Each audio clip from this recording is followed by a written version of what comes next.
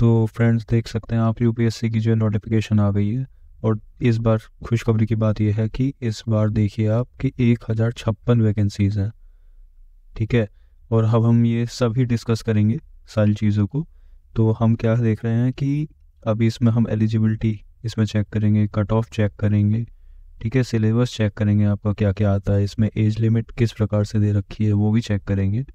Last date क्या है form भरने की, जो कि हमने देरी नहीं करनी है, पहले ही भर देना है, बट स्टिल लास्ट डेट हम चेक करेंगे। और एग्ज़ाम पैटर्न क्या होने वाला है, हालांकि इसे हर साल बहुत सारे बच्चे देते हैं, बट स्टिल कुछ चीज़ें चेंजेस हुए हैं या नहीं हुए हैं तो वो भी आपको जो है इस वीडियो में पता लग जाएगा। ओके, चलिए नेक्स्ट चलते हैं। तो वैकेंसीज़ की बात करें तो वैकेंसीज़ में आप देख पाएंगे कि 2014 से 2024 तक का डेटा मैंने यहाँ पे आपको प्रोवाइड करा रखा है, जिसमें आप देख पा रहे हैं 2014 में कितनी वैकेंसीज़ थी, 1291, और ये धीरे धीरे जो है देखो कम होती चली गई हैं। ठीक है, पर क्या होता है कि जैसे कभी रिक्वायरमेंट होती है उसी हिसाब से वैकेंसी निकलेगी। ओके, अब इसमें आप देख पा रहे हैं कि पिछले साल 2023 में 1105 वैकेंसीज़ थी और इस बार 1056 वैकेंसीज़ हैं। पिछले साल से कम है बट अच्छी खासी हैं। तो अब नोटिफिकेशन डेट की बात करें तो 14 तारीख को आपको, ये 14 फरवरी को आपकी नोटिफिकेशन डेट आई थी। ओके, और ये 14 तारीख से ही आपका एप्लीकेशन फॉर्म जो है स्टार्ट हो गया है, फॉर्म भरना आपका। ठीक है, तो आप जो है 14 तारीख से इस फॉर्म को भर पाएंगे। ठीक है, तो इस डेट को बिल्कुल मत भूलिए, यहाँ से आप स्टार्ट कर सकते हैं अपना फॉर्म भरना। ओके, नेक्स्ट चलते हैं हम। एप्लीकेशन फॉर्म की लास्ट डेट क्या है, लास्ट डेट बहुत मायने रखती है। ये लास्ट डेट है आपकी 5 मार्च। ठीक है, और 5 मार्च भी आपका 6 बजे तक ही ये वैलिड होगा। ठीक है, तो इसमें किसी भी तरह का विलंब ना कीजिए और जल्द से जल्द इसे भरने की चेष्टा करें। अब इसके बाद एज लिमिट पर आ जाते हैं। एज लिमिट की अगर हम बात करें तो फिर एज लिमिट जो इसमें दे रखी है, इसमें एक डेट बता रखी है इन्होंने, इसके तहत आप अपनी एज कैलकुलेट करके देखेंगे, तब आप चेक कर पाएंगे कि आप इसके लिए एलिजिबल हैं या नहीं। ओके, तो इसमें आपकी जो डेट दे रखी है वो है 1 अगस्त 2024। अभी देखिए फरवरी ही चल रहा है और अगस्त में आने में टाइम है, बट स्टिल आपको कैलकुलेट जो करनी है अपनी एज वो 1 अगस्त 2024 के उससे ही करनी है। ठीक है, तब आप इस चीज़ में देखिए कि आप कौन सी कैटेगरी आपके ऊपर है, आप किस कैटेगरी में आते हैं, तब आप इससे कैलकुलेट करिए और तभी आप इसके अंतर्गत आते हैं तो एलिजिबल होंगे, अन्यथा नहीं होंगे। आगे बढ़ते हैं एजुकेशन क्वालिफिकेशन के ऊपर। तो इसमें क्या कहा गया है कि कैंडिडेट मस्ट होल्ड, ठीक है, candidate must hold a degree.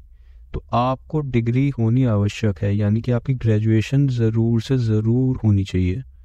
Okay, और इसमें दूसरी ही बात जो आपका कन्फ्यूजन क्रिएट होता है जनरली बच्चों को, तो क्या है कि इसमें आपका जो डिग्री है आप लास्ट फाइनल ईयर में, ओके, तो फाइनल ईयर वाले भी इसमें एलिजिबल होते हैं, तो आप भर सकते हैं अगर फाइनल ईयर में भी है तो।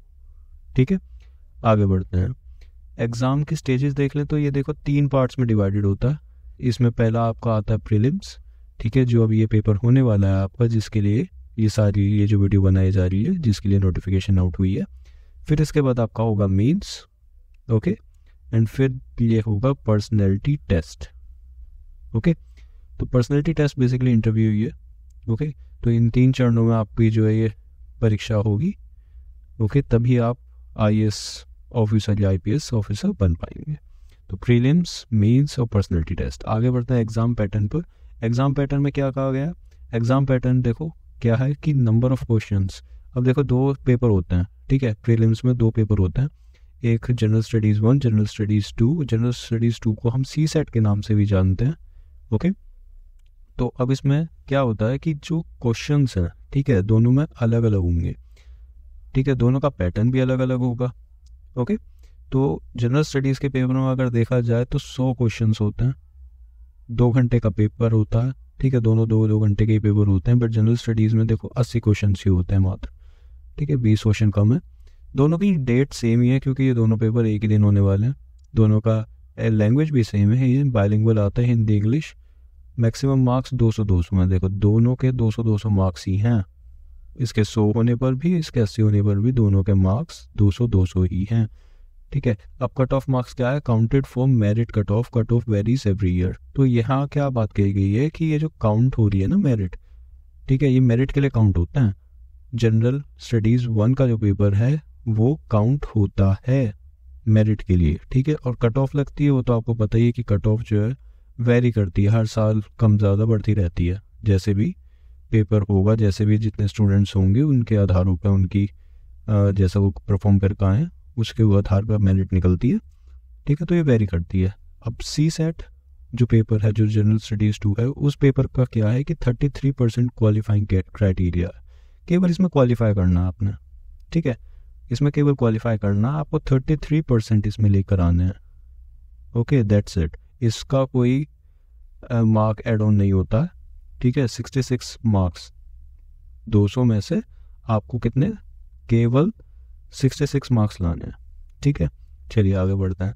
अब पेपर में कोई अगर कोई एग्ज़ाम फॉर्म भरते हुए आपसे कोई थोड़ी भूल चूक हो गई है, कुछ भी OTR को छोड़ के, देखो वन टाइम रजिस्ट्रेशन में कोई भी किसी भी तरह का करेक्शन नहीं होता, लेकिन अपार्ट फ्रॉम दैट अगर किसी भी चीज़ में आपकी जो है करेक्शन होनी मांगती है, ठीक है, तो फिर आप इस तारीख को ध्यान रखें, 6 मार्च से 12 मार्च। ठीक है, एप्लीकेशन फॉर्म जो 5 तारीख को बंद हो जाएंगे, 6 तारीख से 12 मार्च तक आपका जो है करेक्शन मुमकिन है।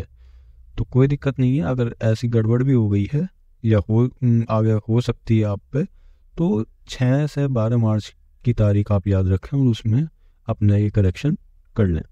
ठीक है, फिर आती है मेंस का एग्ज़ाम डेट। अब जब ये पेपर आपका क्लियर हो जाएगा उसके बाद आप मेंस पर आएंगे। मेंस का पेपर जो है वो आपका 20 सितंबर 2024। ठीक है, यानी कि अभी फरवरी चल रहा है, अभी कम से कम आप पे 7 महीने हैं मेंस के लिए। ठीक है, अब वो भी जब ये पेपर क्लियर हो जाएगा तब। ओके, अब ऑफिशियल वेबसाइट, पेपर हमेशा ऑफिशियल वेबसाइट से भरें क्योंकि आजकल फर्जीवाड़ा बहुत है। कहीं पर भी पैसे मांग लेते हैं, पेमेंट हो जाती है, फिर आपका फॉर्म नहीं भरा जाता, अलग से धोखा होता है अलग से। ठीक है, तो फिर वो चीज़ ठीक नहीं है। आप ऑफिशियल वेबसाइट का बिल्कुल ध्यान रखें, upsc.gov.in। ठीक है, ये वेबसाइट से ही आपको फॉर्म भरना।